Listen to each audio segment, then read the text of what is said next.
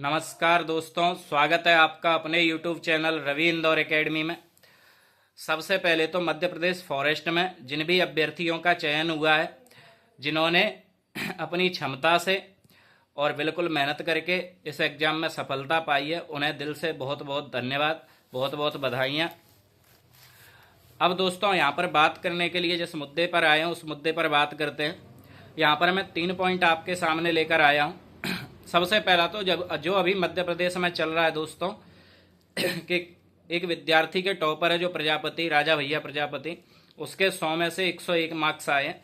तो दोस्तों नॉर्मलाइजेशन में ऐसा सिस्टम चलता है, अपने मध्य प्रदेश में ये पहली बार हुआ है, इसलिए ये थोड़ी सी गड़बड़ हो रही है कि मध्य प्रदेश में 100 में से 101 पहली बार आए हैं, इसलिए थोड़ी सी समस्या हो रही है। बाकी का एसएससी में ये काफ़ी बार हुआ है और भी जगह पर नॉर्मलाइजेशन होता है, तो 100 में से 101 नंबर आ सकते हैं। ये कोई ज़्यादा बड़ी बात नहीं है, नॉर्मलाइजेशन की प्रक्रिया के माध्यम से ऐसा हो जाता है। दोस्तों दूसरी बात यह है, जितने भी शिक्षक अभी बोल रहे हैं कि नॉर्मलाइजेशन में 100 में से 101 मार्क्स कैसे आए, इसके प्रति हम आंदोलन करेंगे, ऐसा करेंगे वैसा करेंगे, तो ये बिल्कुल ही निरर्थक बात है दोस्तों। इसका कोई सेंस नहीं है। अगर आपको आंदोलन करना है तो जैसा यूपी में किया था, भर्ती निकालने से पहले दोस्तों उन लोगों ने आंदोलन किया था, जिसकी वजह से जब भर्ती की रूल बुक आएगी तो उसमें नॉर्मलाइजेशन का कोई पैटर्न ही नहीं होगा। अगर आप चाहें कि इनके सर के साथ शामिल हो जाएं और विरोध करें, तो दोस्तों आप चाहें कि मध्य प्रदेश वर्ग 3 में नॉर्मलाइजेशन नहीं हो, आप ऐसा सोच रहे हो कि इनके आंदोलन से मध्य प्रदेश वर्ग 3 में नॉर्मलाइजेशन नहीं होगा, या फिर जो मध्य प्रदेश पुलिस का एग्जाम दिया है, आईटीआई टीओ का दिया है एग्जाम दोस्तों, इनमें नॉर्मलाइजेशन नहीं होगा, तो आप बिल्कुल ही गलत सोच रहे हैं। इनकी रूल बुक पहले ही जारी हो चुकी है दोस्तों और सब में ही नॉर्मलाइजेशन होगा।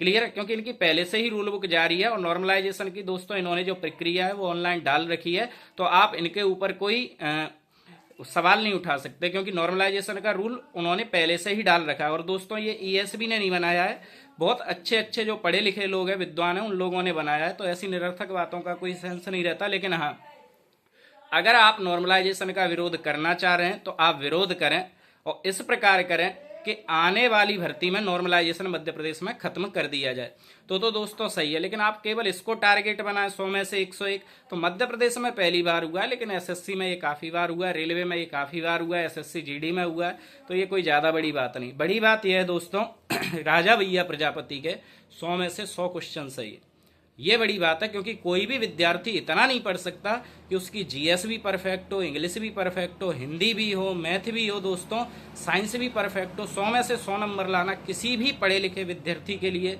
अभ्यर्थी के लिए मुझे नहीं लगता कि नॉर्मल सी बात है।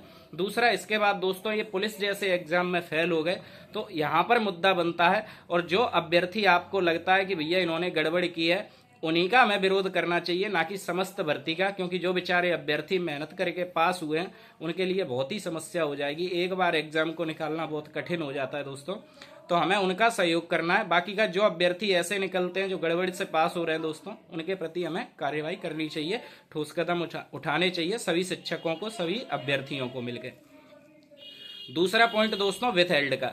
विथहेल्ड का क्या सीन बन रहा है दोस्तों? विथहेल्ड में आप देख रहे होंगे काफी सारे बच्चे हैं जिनको विथहेल्ड में रोक दिया गया। तो दोस्तों आपको बताऊं विथहेल्ड में क्यों रोका गया। इसके 3 कारण हैं। देखो इसके 3 कारण हैं जिसकी वजह से विथहेल्ड में रिजल्ट को आपको रोक दिया गया है।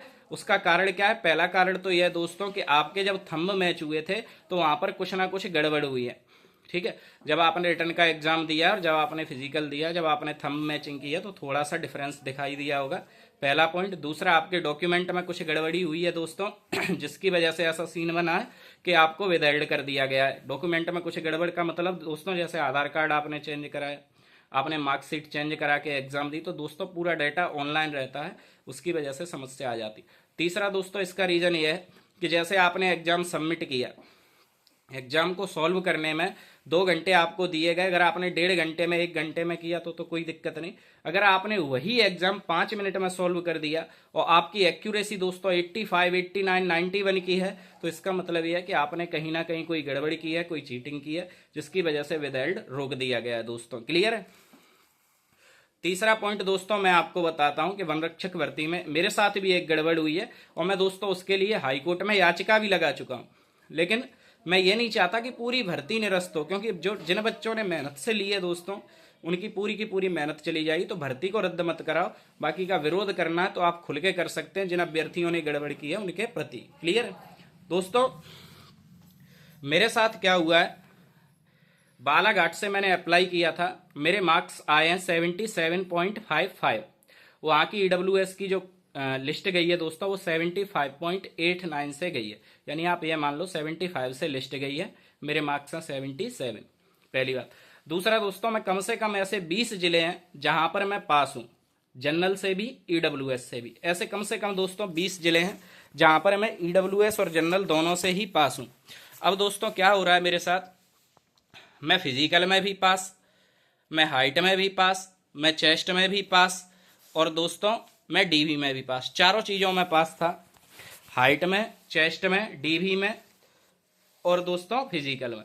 उसके बाद भी जब इन्होंने रिजल्ट निकाला तो दोस्तों मुझे फेल दे दिया वहाँ पर, क्योंकि यहाँ पर जब डीवी किया था तो जिस व्यक्ति ने डीवी किया था वो थोड़ा सा कंफ्यूज था, और उस कंफ्यूजन की वजह से उसने दोस्तों मुझे फेल ही लिख दिया, उसमें अपात्री लिख दिया। जबकि मेरी चारों ही चीज़ें सही थी, हाइट भी सही थी, चेस्ट भी सही थी, फिजिकल क्लियर किया था दोस्तों मैंने, और मेरे जो मार्क्स हैं दोस्तों वो 77.55 हैं। अब आप समझ सकते हैं जब चारों चीज़ें सही हैं उसके बाद भी ये फेल लिख रहे हैं दोस्तों, तो फिर इसका क्या ही इलाज है। मैंने हाई कोर्ट में पिटीशन दायर की है दोस्तों, और देखते हैं इसका क्या पॉजिटिव रिजल्ट आता है, नेगेटिव रिजल्ट आता है, जो भी है। अगर पॉजिटिव आए या नेगेटिव आए दोस्तों, अगर मुझे ये पता चलता है कि डॉक्यूमेंट वेरिफिकेशन में मैं बिल्कुल सही पास हुआ हूं, तो जिस उसने जांचकर्ता ने दोस्तों मेरा डीबी किया था, मैं उसके ऊपर पर्सनली केस करूंगा। उसका कारण यह है कि जब अपन इतनी मेहनत से वहां तक पहुंच रहे हैं, आपकी एक गलती से किसी का जीवन खराब हो रहा है, आप इतनी बड़ी जिम्मेदारी वहां पर निभा रहे हैं, कम से कम आपको कार्य तो ढंग से करना चाहिए दोस्तों। सारी चीजें सही होने के बाद उन्होंने मुझे फेल लिख दिया, इसके लिए मैंने हाईकोर्ट में याचिका लगा दी है। बाकी का यह है विदहेल्ड वालों का रिजल्ट, अभी वर्ग 3 की अगर मैं स्थिति बताऊं दोस्तों, तो वर्ग 3 वालों का अब तक विदहेल्ड का रिजल्ट रुका हुआ है। उसका कारण यह है कि वो जांच के लिए बुलाते हैं दोस्तों, ये जांच के लिए जाते नहीं है। अगर आपको चाहिए कि विदहेल्ड का रिजल्ट आपका क्लियर हो तो आपको जांच कराने के लिए जाना पड़ेगा। नॉर्मलाइजेशन दोस्तों ना वर्ग 3 में बंद होगा, ना मध्य प्रदेश पुलिस में बंद होगा, चाहे आप कितना भी आंदोलन करो। उसका कारण यह है क्योंकि इनकी रूल बुक पहले ही जारी की जा चुकी है। अगर आप आंदोलन करते हैं तो आगामी भर्तियों के लिए नॉर्मलाइजेशन बंद हो जाएगा दोस्तों। तीसरा यह है कि इसमें गड़बड़ तो हुई है फॉरेस्ट में थोड़ी बहुत, लेकिन आपको जिन अभ्यर्थियों का पता चलता है पर्टिकुलर उन पर ही कार्यवाही की मांग करें। पूरी भर्ती अगर आप निरस्त कराएंगे तो जिन अभ्यर्थियों ने मेहनत से ली है नौकरी दोस्तों, वो बहुत ही परेशान हो जाएंगे। तो केवल अपना अपना नहीं सोचना है, सबका सोच के चलना। चलिए मिलते हैं दोस्तों ऐसी ही अगली यूजफुल वीडियो में, तब तक के लिए जय हिंद, जय भारत।